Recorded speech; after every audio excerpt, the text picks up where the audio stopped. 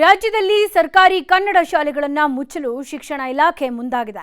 ಈ ಮಧ್ಯೆ ಒಂದೇ ಒಂದು ಶಾಲೆ ಮುಚ್ಚಲ್ಲ ಅನ್ನುತ್ತಲೇ ಶಿಕ್ಷಣ ಇಲಾಖೆ ಕೆಪಿಎಸ್ ಶಾಲೆ ವಿಲೀನದ ಹೆಸರಿನಲ್ಲಿ ಮುಚ್ಚೋಕೆ ಮುಂದಾಗಿದೆ. ಈ ಕುರಿತು ನ್ಯೂಸ್ 18 ಮೊದಲ ವರದಿ ಮಾಡಿತ್ತು. ಇದೀಗ ಶಾಲೆ ಮುಚ್ಚದಂತೆ ಎಐಡಿಎಸ್ಒ ಸಂಘಟನೆ ಆಗ್ರಹಿಸಿದೆ.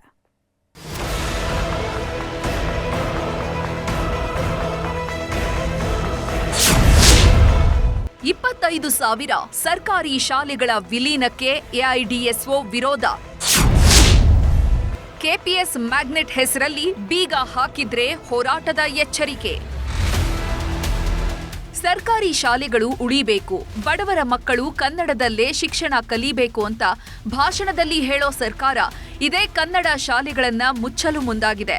ಕೆಪಿಎಸ್ ಮ್ಯಾಗ್ನೆಟ್ ಹೆಸರಿನಲ್ಲಿ ಒಂದಲ್ಲ ಎರಡಲ್ಲ ರಾಜ್ಯದಲ್ಲಿ ಬರೋಬ್ಬರಿ 25,000ಕ್ಕೂ ಹೆಚ್ಚು ಶಾಲೆಗಳನ್ನ ಮುಚ್ಚಲು ಹೊರಟಿದೆ. ಈ ಪ್ರಕ್ರಿಯೆ ಹಂತ ಹಂತವಾಗಿ ಮಾಡಲು ಶಿಕ್ಷಣ ಇಲಾಖೆ ತಯಾರಿ ನಡೆಸಿದೆ. ಈ ಕುರಿತು ನ್ಯೂಸ್ 18 ಕನ್ನಡ ಮೊಟ್ಟ ಮೊದಲ ಬಾರಿಗೆ ವರದಿ ಮಾಡಿತ್ತು. ಇದೀಗ ಶಾಲೆಗಳನ್ನ ಮುಚ್ಚಬಾರದು ಅಂತ ಎಐಡಿಎಸ್ಒ ವಿದ್ಯಾರ್ಥಿ ಸಂಘಟನೆ ಸರ್ಕಾರಕ್ಕೆ ಆಗ್ರಹಿಸಿದೆ.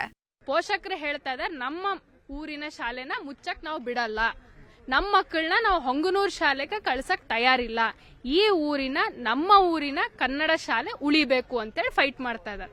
ಇನ್ನೊಂದು ಆರ್ಡರ್ ಇದೆ ಸರ್, ಈ ಆರ್ಡರ್ ಅಲ್ಲಿ ಅವರು ಓಪನ್ ಆಗಿ ಹೇಳ್ತಾ ಇದ್ದಾರೆ 500 ಮ್ಯಾಗ್ನೆಟ್ ಶಾಲೆಗಳಂತೇಳಿ ನಾವು ಗುರುತಿಸಿದೀವಿ ಆಲ್ರೆಡಿ.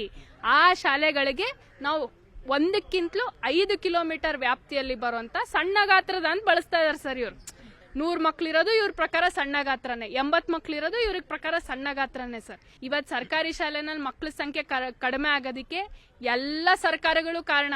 ಈಗಾಗಲೇ ಚನ್ನಪಟ್ಟಣದ ಹೊಂಗನೂರು ಬಳಿ ಕೆಪಿಎಸ್ ಶಾಲೆ ಮಾಡಲಾಗಿದೆಯಂತೆ.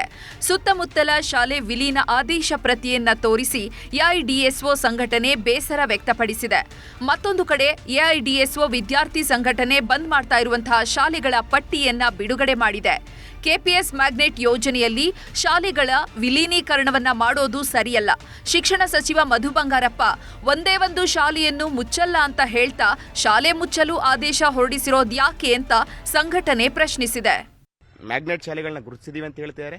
ಮ್ಯಾಗ್ನೆಟ್ ಶಾಲೆಗಳ ಸುತ್ತಮುತ್ತ ಕೆಲವು ಶಾಲೆಗಳಿದೆ, ನಾವು ವಿಲೀನ ಮಾಡ್ತೀವಿ ಅಂತಾನೂ ಹೇಳ್ತಿದ್ದಾರೆ. ವಿಲೀನ ಅನ್ನೋ ಡೈರೆಕ್ಟ್ ಪದ ಇಲ್ಲ ಇದರಲ್ಲಿ, ಬಟ್ ಸುಲಲಿತವಾಗಿ ನಾವು ಅದಕ್ಕೆ ಸೇರಿಸ್ತೀವಿ ಅಂತ ಹೇಳ್ತಿದ್ದಾರೆ.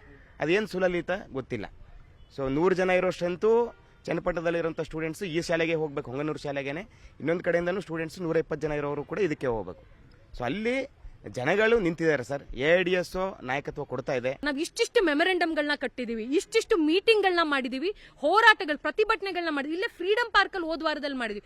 ಎಲ್ಲಾ ಗಮನದಲ್ಲಿ ಇದ್ದು ಮಾತಾಡದೇ ಇಲ್ದಿರೋರನ್ನ ಏನ್ ಹೇಳೋಣ ಸರ್? ಇದು ನಮ್ಮ ಪ್ರಶ್ನೆ. ನಾವಿಲ್ಲಿ ಗವರ್ಮೆಂಟ್ಗೆ ಅಪೀಲ್ ಮಾಡ್ತಾ ಇದೀವಿ, ದಯವಿಟ್ಟು ಕೆಪಿಎಸ್ ಮ್ಯಾಗ್ನೆಟ್ ಅನ್ನೋ ಯೋಚನೆನ ತೆಗೆದು ಬಿಡಿ, ವಿದ್ಯಾರ್ಥಿಗಳಿಗೆ ಓದೋದಕ್ಕೆ ಬಿಡಿ, ಅದವರ ಮೂಲಭೂತ ಹಕ್ಕು. ಕೆಪಿಎಸ್ ಮ್ಯಾಗ್ನೆಟ್ ಸ್ಕೀಮ್ ನ ನಿಲ್ಲಿಸಬೇಕು, ಈ ಯೋಚನೆನ ಮುಗಿಸಬೇಕು ಅನ್ನೋದು ನಮ್ಮ ಅಪೀಲ್. ಸದ್ಯ ರಾಜ್ಯದಲ್ಲಿ 309 ಕೆಪಿಎಸ್ ಶಾಲೆ ಇದ್ದು ಇನ್ನು 700 ಕೆಪಿಎಸ್ ಶಾಲೆ ತೆರೆಯಲು ಸರ್ಕಾರ ನಿರ್ಧರಿಸಿದೆ. ಈ ಶಾಲೆಗಳನ್ನ ಪ್ರತ್ಯೇಕವಾಗಿ ತೆರೆಯಲಿ, ಆದರೆ ಈಗಿರುವ ಒಂದೇ ಒಂದು ಸರ್ಕಾರಿ ಶಾಲೆಯನ್ನು ಮುಚ್ಚಬಾರದು. ಒಂದು ವೇಳೆ ಹೀಗಾದ್ರೆ ರಾಜ್ಯದಾದ್ಯಂತ ಹೋರಾಟವನ್ನ ತೀವ್ರಗೊಳಿಸುತ್ತೇವೆ ಅಂತ ಎಐಡಿಎಸ್ಒ ಎಚ್ಚರಿಕೆ ನೀಡಿದೆ.